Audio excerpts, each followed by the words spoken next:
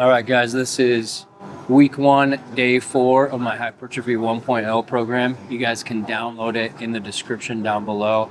Free of charge, no strings attached.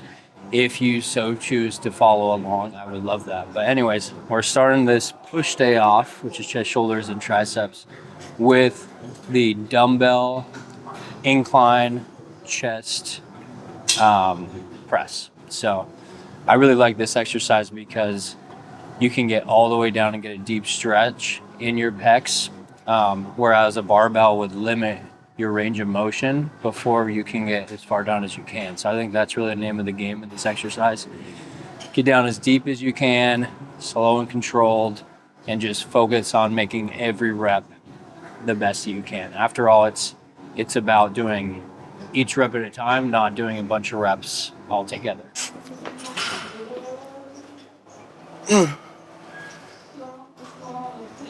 So I'm going all the way down, exploding up.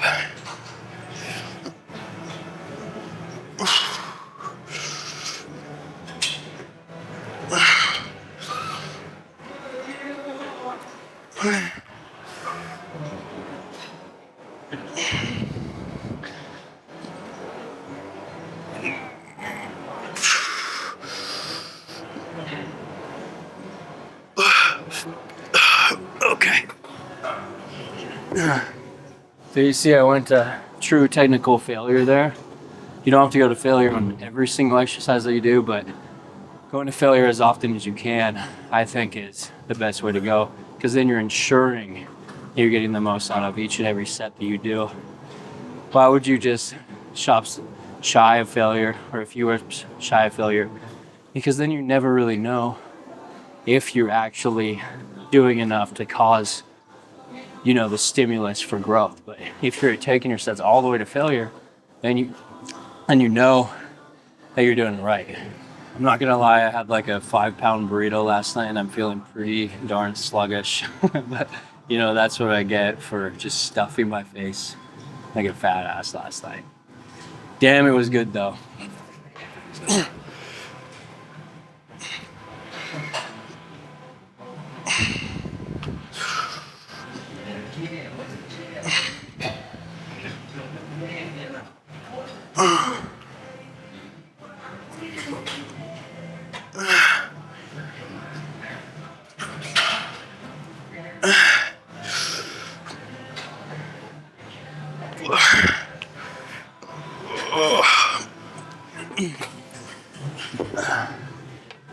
I really like kind of focusing on the incline bench press over the flat bench press, because we know through the data that either one that you're going to do is going to hit the whole entire musculature, the pectoralis major and minor. So you may as well,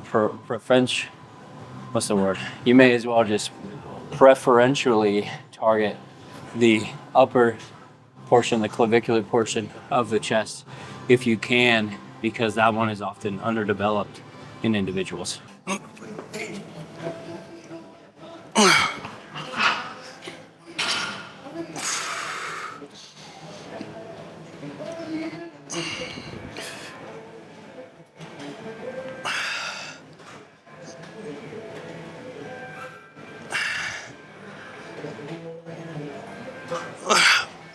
Oof.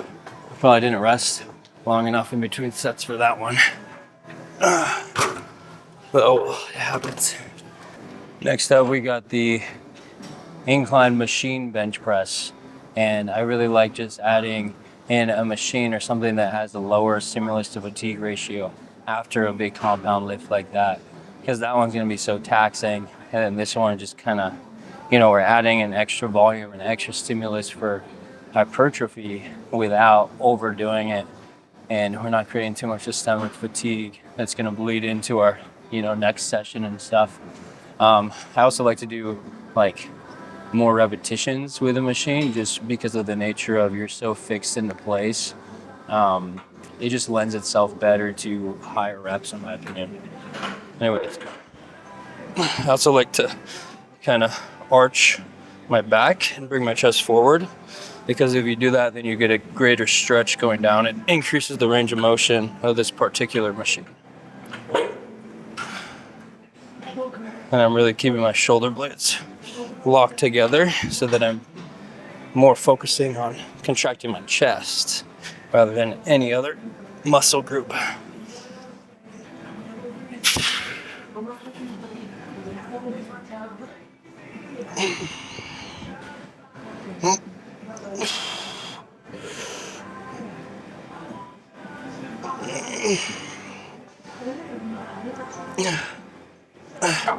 I love going to failure on machines too. I think there's not too much of a downside on just like pushing the machines to the absolute limit.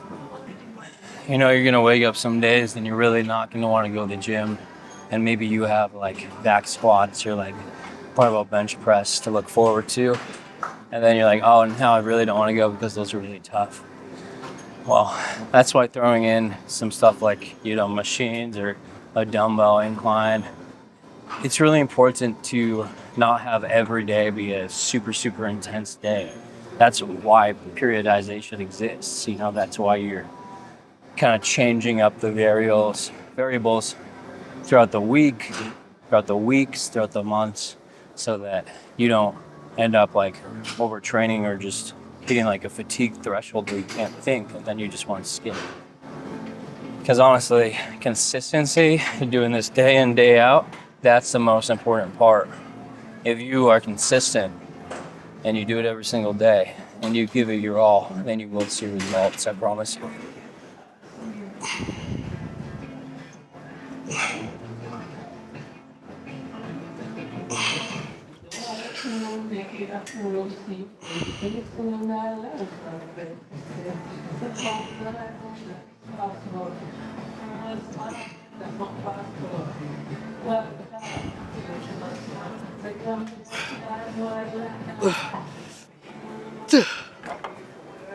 Up next, we have the cable upright row. I really like adding in a compound lift for the side deltoids, as well as a fly. I think that that's just, you know, a good rule of thumb. It's adding a little bit of both. I would hate the idea of just doing like 7 sets of purely side lateral flies, though maybe one day I will. But here we're just doing 4 sets of the compound and then 3 sets of a fly variation in combination. And on week 1, day 1, we did the barbell variation of the upright row, which I think is a great variation. And the other reason why I'm adding in a cable is just to kind of mix up the stimulus. I just think that it's a great idea to kind of change up the strength curve so that it's not always the same exact thing every time, because then your muscles are going to adapt. And it's also just great to break up the monotony of doing the same lift day in and day out. So let's do it. We're doing 4 sets of these with a good amount of reps. A lot of people say that, you know, these hurt their shoulders and stuff, and if it hurts your shoulder, please don't do it. But I think that if it doesn't, then it's a totally safe exercise. Because honestly, it's the same thing as a dumbbell or cable side lateral raise,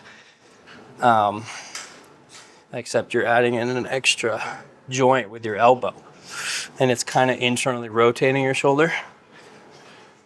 But it's only moderately doing so, so as long as you have good form, I think that you're totally safe. I wouldn't buy into any of the fear-mongering that I hear online.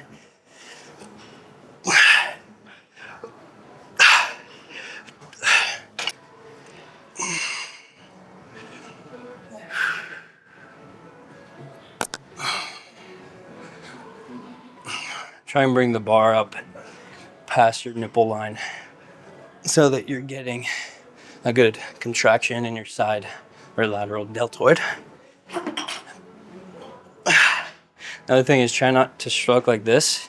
We're trying to keep the upper trap out of it as much as we possibly can.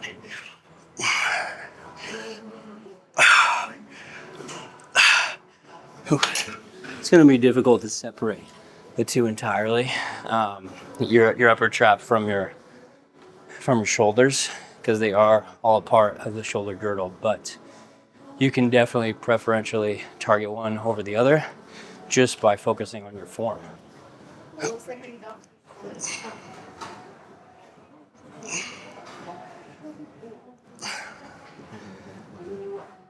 Just like with barbell bicep curls, I flex my glutes and tighten my core.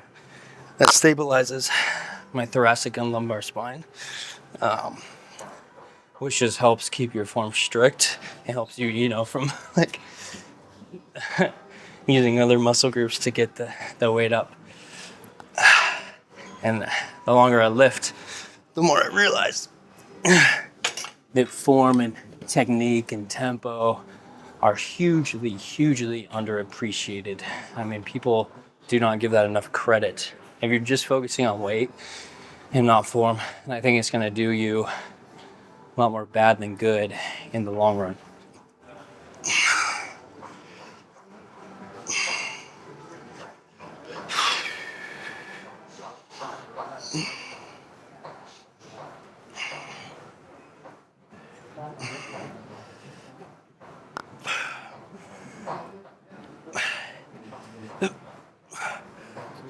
It gets pretty difficult on the fourth set. You can definitely feel it working. Next, we've got some cable side lateral raises. I'm doing these unilaterally, which is just one arm at a time. I like to do it that way because I can really focus on one lateral deltoid at a time. And it doesn't feel like I'm rushing it. And also, when you're doing bilateral, I feel like the cables kind of get in the way. But if you guys are short on time, or you just don't feel like doing double the amount of sets, because that's ultimately what it is, then you could totally do it bilateral. I really like to start all the way like this because that provides a stretch in the side deltoid. And whenever we can get a stretch, we should. Because a way to stretch elicits more growth. So I kind of lean to the side, though you don't have to, but I like to lean a little bit and then bring it up and really just try not to shrug. Try and keep the arm straight, nice and controlled.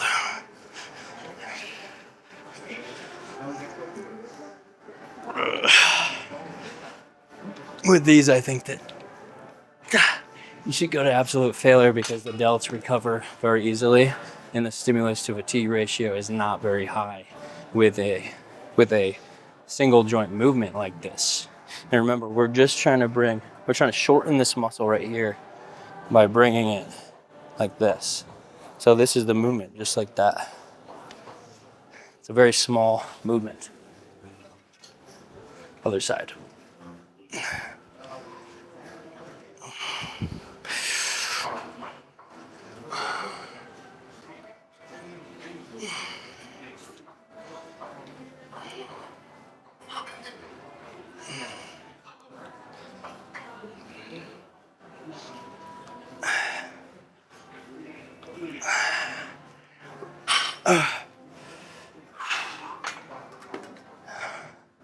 Doing things unilaterally like this is also a great way to prevent and or fix muscle imbalances.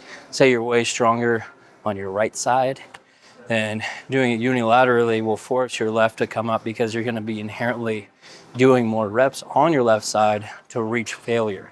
So eventually it will close the gap.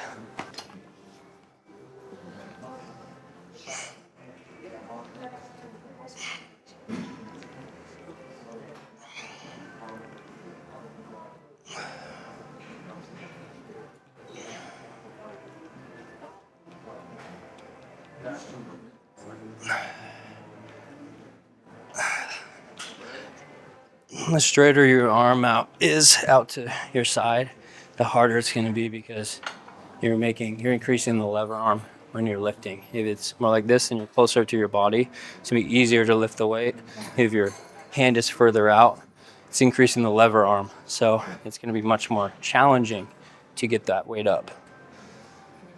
I would recommend just reducing the weight if you're having trouble with a position like this where your arm is completely straight or close to completely straight. Rather do that than change up the biomechanics of the actual lift.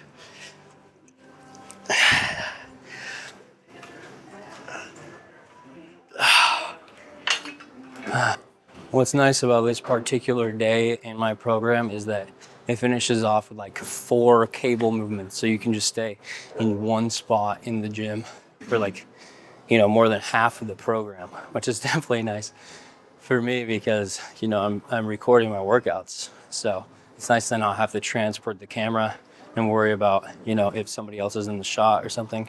I want to keep people's privacy and my own.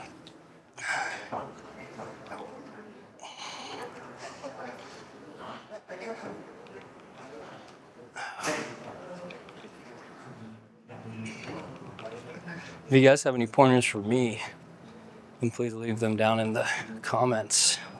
I'm always looking to improve the art of lifting, improve my form.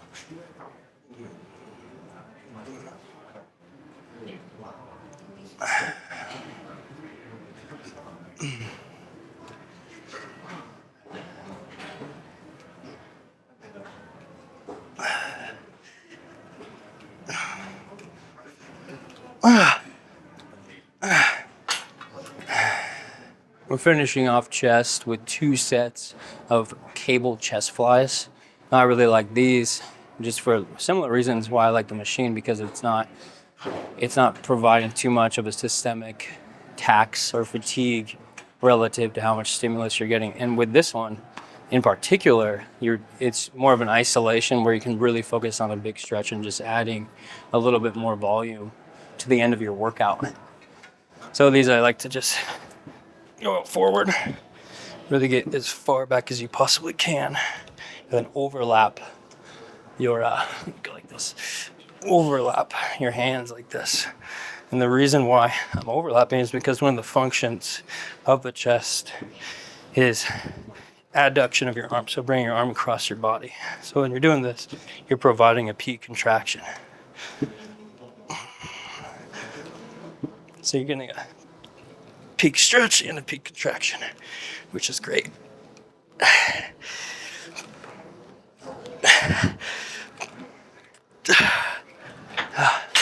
have to go slightly down. Exercises like these also just provide like a sick pump, which is always fun. It may not lead to more growth or anything, but it makes your workout a lot more fun, I think.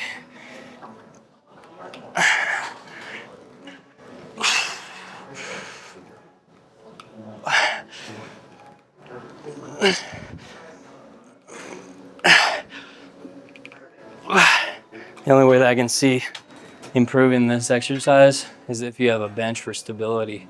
But I think that just leaning forward, you're probably sacrificing some stability in the long run. We're finishing off week 1, day 4, with a couple of cable tricep exercises. We're going to be doing the overhead tricep extension with the cable, and then we're going to be finishing off with the tricep push down on the cable. Now, I really like both of these, especially the overhead tricep extension, because when your arm is stretched like this overhead, you're providing a great stretch, and you're also hitting the long head to a great degree. We've seen in the scientific literature that, if you're doing like other planes of motion with your tricep, you're not hitting the long head quite as much as when your arm is above your head. So I like this variation a lot. You could do this with dumbbells or a barbell if you don't have access to a cable. But I really like it with the cable. With this, try and keep your elbows as in as possible. No flaring out if you can help it. And honestly, if you can't help it, then you're probably doing too much weight.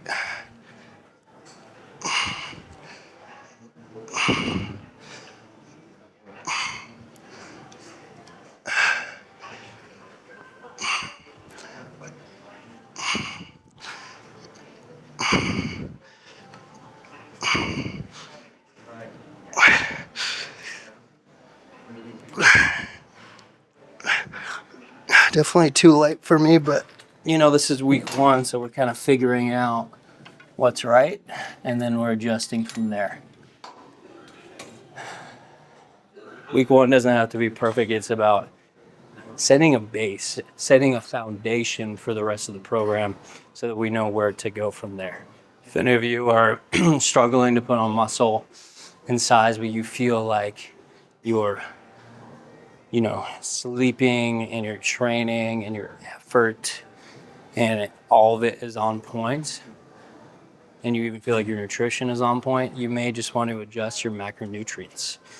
For the longest time, I just didn't eat enough protein. I mean, if you're lifting this much, especially in a program like mine, you definitely want to be hitting at least 1 gram per pound of body weight that you weigh or that you want to weigh. So I get over 200 a day, and it's really difficult. It really is. You either have to eat very clean, very high protein meals, or you need to supplement with a ton of protein powder. So personally, I work and I have all these other things going on too. So I tend to resort to just using protein powders, which is totally fine. It's whatever works for your lifestyle. That's what you should be doing. Whatever gets the job done, right?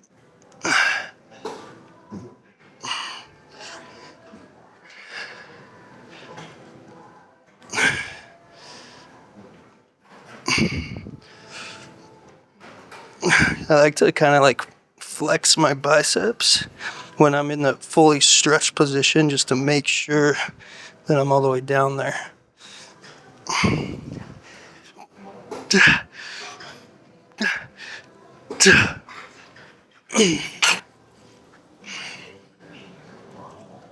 With the tricep push down, really make sure that your elbows are locked into place. This will prevent you from using any unwanted muscle groups. This will prevent a lot of them from being used. You won't be using your lats to bring your elbows down. You won't be using your chest. And just be focusing on those triceps. And then make sure that you're locking out at the bottom and going all the way up at the top. Get the full range of motion, guys. Don't cut yourself short.